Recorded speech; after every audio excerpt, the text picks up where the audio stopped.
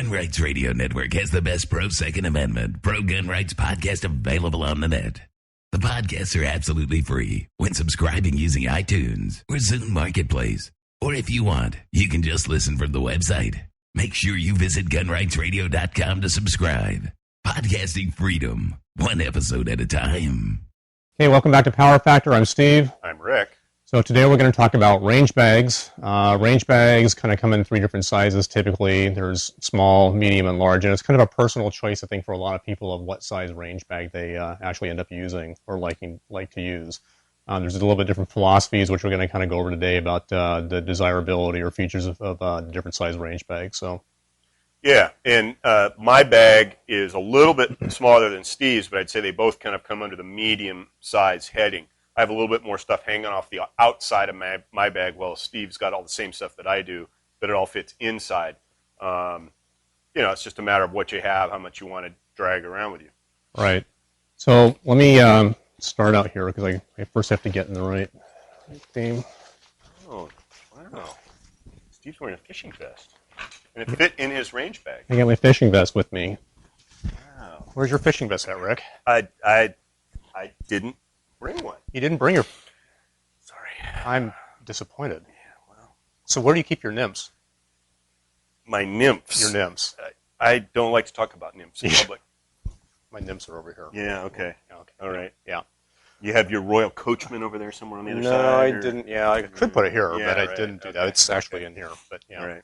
But my vest doesn't have my name on it because the fish already know who I am. Yeah, They're afraid of exactly. me, so. They're afraid of him already. That's right. Yeah. Okay. So, you want to start from the outside and work our way in, or you want to go the inside out? No, let's go outside in. Okay. Why don't you... Okay, well, dangling off the outside of my bag, I have this little belt clip for my hearing protection. I wear my hearing protection all the time I'm on the range, so it's not dangling off except when I first arrive. So it's handily here on the outside of the bag, and then I can put it on. I also have hanging off the outside of my bag my water bottle and an extra pair of shooting glasses. So that's just stuff that I will probably access over the course of the match, and it's handy by having it on the outside. But if I had a bigger bag like Steve's, it would tuck in there somewhere. Yeah, so you kind of see the difference here between range bag philosophy is that a lot of the stuff that Rick has is on the outside of his bag, where basically my bag here is self-contained. Everything that he pretty much has on the outside, I have on the inside. So case in point, my earmuffs are on the inside of my bag. He has his water bottle on the outside of his bag. Mine would go typically in the inside of my bag. So you can kind of see like the different kind of approach here is that our bags are effectively pretty much the same size, but the main contents of the main part of the bag, in his case, is obviously smaller than mine. I kind of like the idea of having everything pretty much within the bag so I don't have to worry about anything getting bumped off or anything like that during the course of the match. Yeah, well. Okay. Then the bags are festooned with pouches and pockets, and depending on, how you want your bag arranged, I tend to have my bag set up in a way that doesn't necessarily make any sense. It's not in any specific order. Nymph? I'm good, thanks. Okay. Right. Not any specific order, but I know where everything is. So it might look kind of like controlled mayhem. But I have this outer zip pocket, and in there I've got some extra ear muffs, Band-Aids, baby butt wipes, which are handy for after you've shot a match. Or babies. If you've got a baby at the range with you, your hands will have powder residue and junk on them. I usually like to just wipe them off before I'll get a chance to go and really effectively clean them, just so I'm not dragging lead residue into my car and onto my clothes any more than necessary. And that stuff is zipped onto the outside, and then inside this pouch I've got my magazines. If I'm shooting, depending on which division I'm shooting, I'll drag my magazines along with me in this pouch. On the ends of the bag, there's pockets. I've got, on this side, I've got some, my little spare parts can and some spare shock buffs. On this other side... Oh, well, you just alienated a lot of people with that one. Yeah, those shock buffs. We're going to do a whole episode about shock buffs. I've got a bore snake and a calculator. Sometimes the rather arcane score calculation in USPSA requires a calculator to determine hit factor, so you want to have that calculator. And you never know when you have to solve calculus problems when you're out shooting. Exactly. Or you'll want to know what your gas mileage was from the range. Having the calculator there makes it pretty handy. Right. So what do you got in your external pockets? Okay, so in terms of my external pockets, pretty similar to what Rick has going there. I have, on this side here, I have basically all my magazines. I have dedicated slots for all my magazines, so magazines sit in those. I carry a screwdriver here, a multi-bit screwdriver, which has basically toric, standard Phillips, straight blade, bits in it. Also works as a hammer, which you can probably see all the dents on the outside of the screwdriver from when I've tried to pound mainspring housing pins out and things of that nature. And then I have the infamous, bet you don't know what I do with this, it's a magazine brush. A lot of times what we're shooting is that we're shooting in either sandy or dirty environments. You have a similar item for your single stack brush. But we're shooting in dirty environments or sandy environments, and you don't want to have dirt in your magazines, which are then being fed up into the chamber of your gun. So in my case, with my STI magazines, they have a Dawson. I use Dawson base pads. Slide a lever, pop the pad off. I can run the brush through the magazine, clean it out, and then put the magazine back together reasonably quickly. Typically, you don't really need to do this unless you're really shooting in dirty areas, but it is a good way to keep your magazines relatively clean. And obviously, you have the same thing. Now, of course, your magazines don't pop apart as easily as mine do, but the same belief is there. You just have to hold them upside down and scrub them out. Yeah, I tend to brush mine out while they're still assembled. I'll turn them upside down, single stack mags, turn them upside down and run the brush in, and usually any junk that's in there is going to rattle out the open end of the mag. I will tear them down when I get home and thoroughly clean them. But while I'm on the range, I can't take the time. On a typical course of fire, you're maybe going to reload once. Yeah. I'm going to reload 2 or 3 or even 4 times. So I'm going to have 4 mags that have hit the ground after a given stage. I can't take 15 or 20 minutes to clean them out. So I'll usually just maybe, depending on how dirty the environment is, just bang them on the edge of the bench so that any loose junk rattles out the top. And if I do have to brush them, like I said, I don't take them apart. I'll just hold them upside down, run the brush 2 or 3 times. I've even gone to the point of really rainy matches or whatever. You can find sometimes a puddle. This is going to sound kind of crazy, but if you find a puddle and you've done something in mud, a lot of times it's convenient just to go over and find a puddle, stick your magazine in there, slosh it back and forth a few times, shake it out. That gets a lot of the mud out just by doing that alone. So yeah.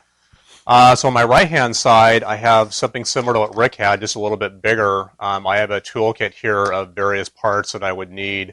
Allen wrenches, bottle of oil, a lighter, spare parts, mainspring housing, earplugs, springs, things like that.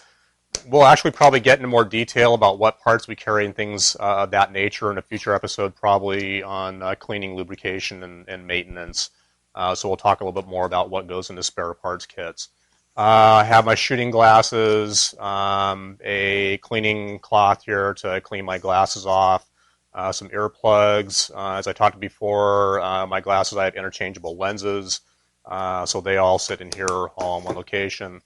And then on the outside, very similar to what Rick had, I have a calculator for doing advanced calculus questions on the range. It's always a good thing. And then a rule book. Which is handy because both Rick and I are ROs, and from time to time you're going to have some question that's going to come up about rules and this, that, and the other thing, or penalties that apply or whatever, so it's a good thing to have this. Also, it's good to have it every once in a while. You'll run into an uninformed RO who doesn't actually know the rules, and you want to do something, and they say you can't do that, and you say, well, actually, yes, I can, because it says right here, and you show them the rule number, and so at any rate. Good to have the rule book. Good to have the rule book. Now, you carry 2 rule books. I do. I have, in a little different location, my IDPA as well as my USPSA rule book. And those are, like Steve said, handy references. I mean, their rules, questions come up on the range all the time. Having the rule book's handy, especially if you know there are certain areas. The rule book sometimes can be hard at a moment's notice to find the info that you want. So it's nice maybe to put tabs in there or highlight things because there are certain rules that come up all the time, and that doesn't necessarily mean that everybody knows them. So actually you would think the rules that are most obvious everybody would know, but it just means that the questions come up most often. So going through the rule book and not just reading it, but kind of highlighting the areas that are most likely to come up over the course of a match makes it easier to refer to those things later during a match if you've got a discussion or a rules interpretation question. Dry fly? No, I've had mine today already. Okay. Yeah. Side check. Yeah. Yeah.